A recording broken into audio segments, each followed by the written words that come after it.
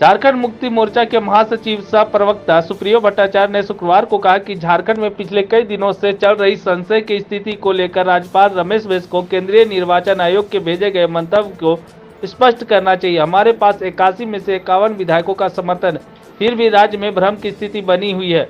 चुनाव आयोग के मंतव्य अच्छा हो या बुरा, राज्यपाल को चाहिए कि लोगों के समक्ष इसे स्पष्ट करे। एक पखवाड़ा बीतने के बाद भी स्थिति स्पष्ट नहीं हो पाई है। पार्टी नेता सुप्रियो भट्टाचार्य ने पार्टी मुख्यालय में प्रेस वार्ता कर कहा कि पिछले दिनों ही झामुमो, कांग्रेस और राजद का एक प्रतिनिधिमंडल राज्यपाल से मिलकर स्थिति स्पष्ट करने की मांग की थी, जिसके बाद भी स्थिति स्पष्ट नहीं हो पाई है। आइए सुनाते क्या कुछ कहा गया।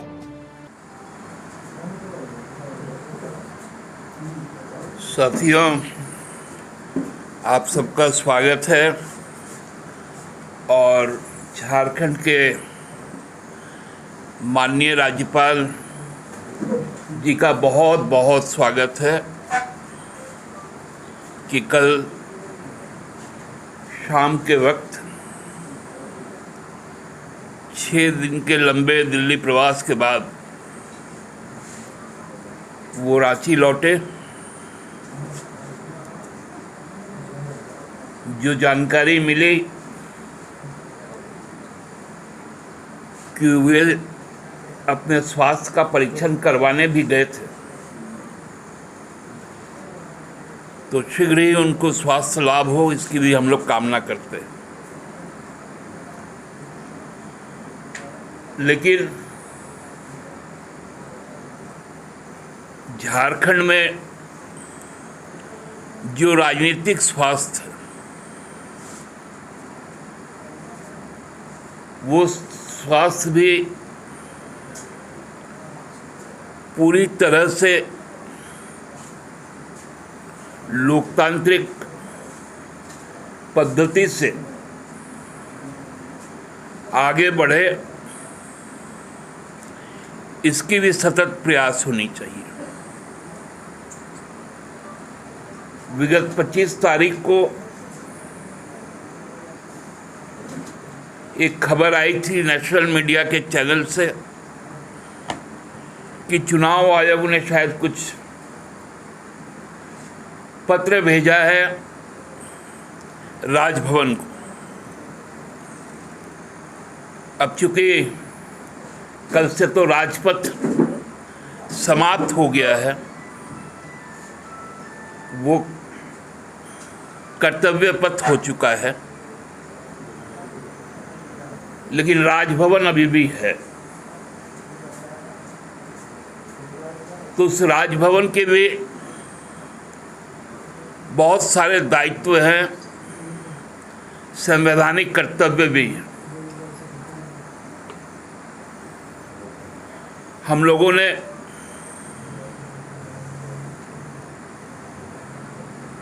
पिछले दिनों उनसे 1 तारीख को जाकर इस बात की गुहार लगाई कि आपके पास यदि कोई कम्युनिकेशन आया हो इलेक्शन कमीशन ऑफ इंडिया से, तो कृपया स्थिति को स्पष्ट करें। और यदि किसी भी तरह की कोई जिज्ञासाएं हैं, उससे भी लोगों को अवगत करवाएं। माननीय राज्यपाल महोदय बहुत सौहार्दपूर्ण माहौल में हम लोगों को सुनने के बाद उन्होंने ये उचित समझा ये बोलने के लिए कि मुझे अधिकतम 2 दिन का वक्त दीजिए, मैं अपनी बात से चुनाव आयोग को अवगत करवा दूंगा। और आप संवाद माध्यमों को भी राजभवन से जो कम्युनिकेशन हुआ, उसमें इस बात को कहा गया कि very shortly I will communicate with election commission of India.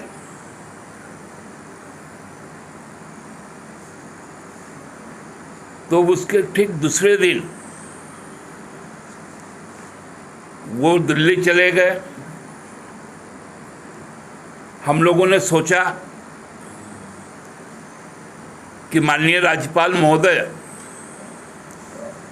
निश्चित तौर पे दिल्ली इसी विषय के लिए गए होंगे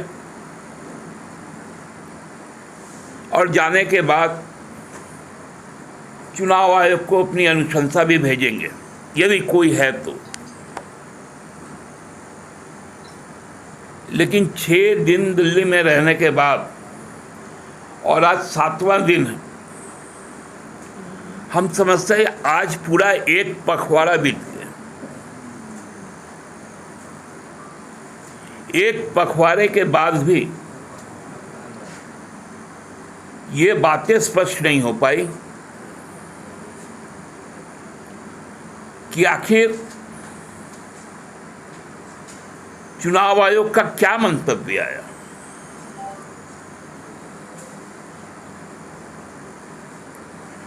जिस प्रकार से मिथ्याचार यहां पर हुआ भारतीय जनता पार्टी के द्वारा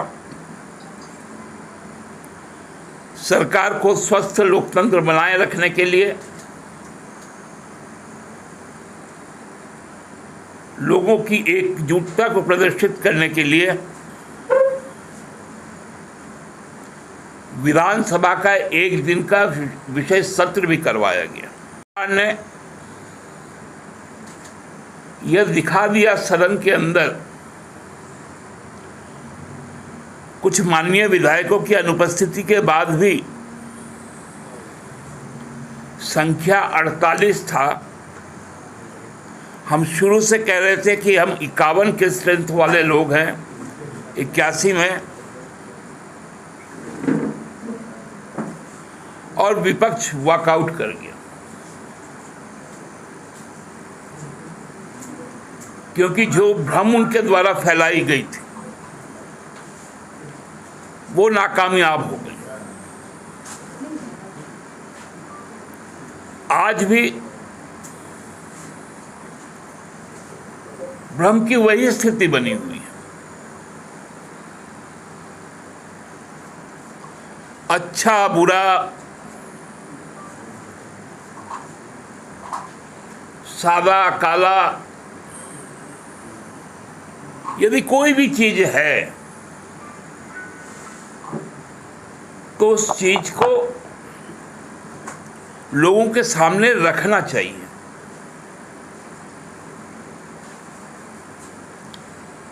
क्योंकि राजनीति जिस प्रकार परिस्थिति के साथ चलती है उसी तरह परसेप्शन के साथ भी चलती है।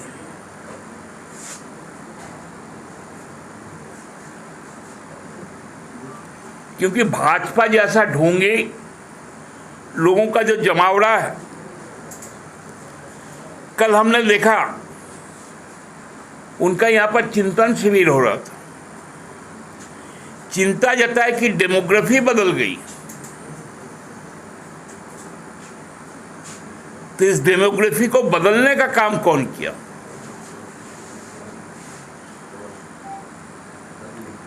केवल डेमोग्राफी पिछले 8 साल में नहीं बदली,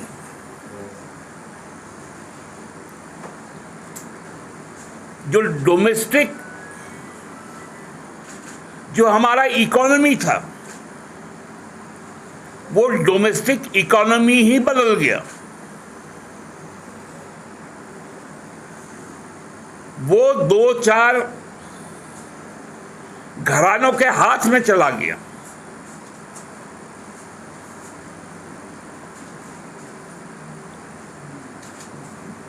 स्टेशन बेचना, एयरपोर्ट बेचना,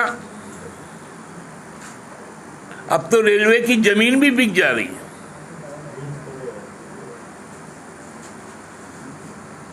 यह भी फैसला ले लिया गया पिछले कैबिनेट में।